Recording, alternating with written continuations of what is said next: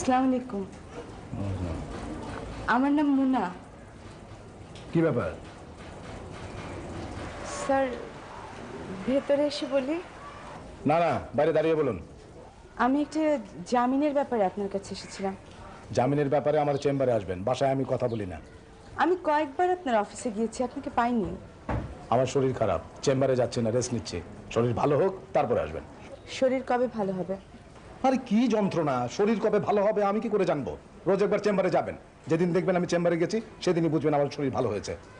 Sir বিপদে পড়ে কেউ এলে তাকে ঘরে ঢুকতে না দেওয়াটা কি ঠিক? একজন ভয়ানক অসুস্থ লোক যখন বিশ্রাম নেয় তাকে বিরক্ত করা কি ঠিক? না, ঠিক না। স্যার আমি যাই। দাঁড়ান, আসুন ভিতরে আসুন।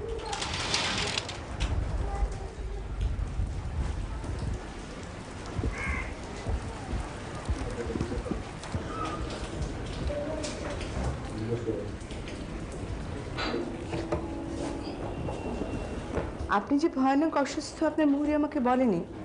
আপনার কি হয়েছে? আমার কি হয়েছে এটা জানার জন্য তো আপনি আসেননি, শুধু শুধু জিজ্ঞেস করছেন কেন?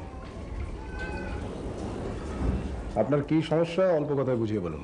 ভালো কথা, টাকাটা এনেছেন তো?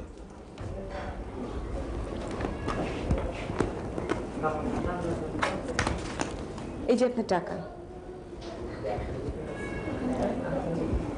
স্যার মানুষকে অপমান করে আপনি খুব আনন্দ পান না? হ্যাঁ পাই। কেন? আমি মানুষ হয়েছি ভয়াবহ অপমানের ভেতর, ভয়াবহ। সেই অপমানই আমি এখন মানুষকে ফেরত দিতে চাই। হ্যাঁ। মানুষের কাছ থেকে টাকা নিয়ে আমি আনন্দ পাই। কেন পাই জানেন? টাকার কষ্ট আমার মতো আর কেউ করেনি। এই ঢাকা শহরে আমি 3 দিন শুধু পানি খেয়েছিলাম, 3 দিন।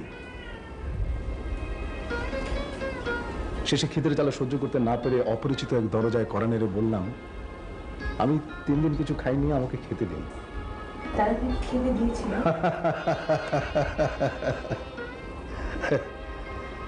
না, ভিখিরি খেতে চাইলে আমরা ভাত দিই, কিন্তু ভদ্রলোক দেই না। নিচে সন্দেহ করি। হ্যাঁ, আপনি এখন যান মনে, কাল আসবেন, আপনার সব সমস্যার মন দিয়ে শুনবেন। আমার শরীরটা ভালো নেই, যান। আর ভালো কথা, টাকাটা নিয়ে যান, টাকা লাগবে না। টাকা লাগবে না কেন?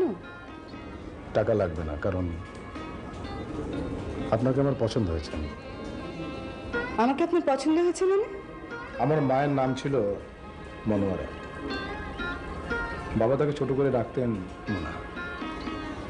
তিনি আপনার মতোই সাহস এবং তেজি মহিলা ছিলেন। আপনাকে দেখে অনেকদিন পর আবার তার কথা মনে পড়ল। মা, নেন টাকাটা।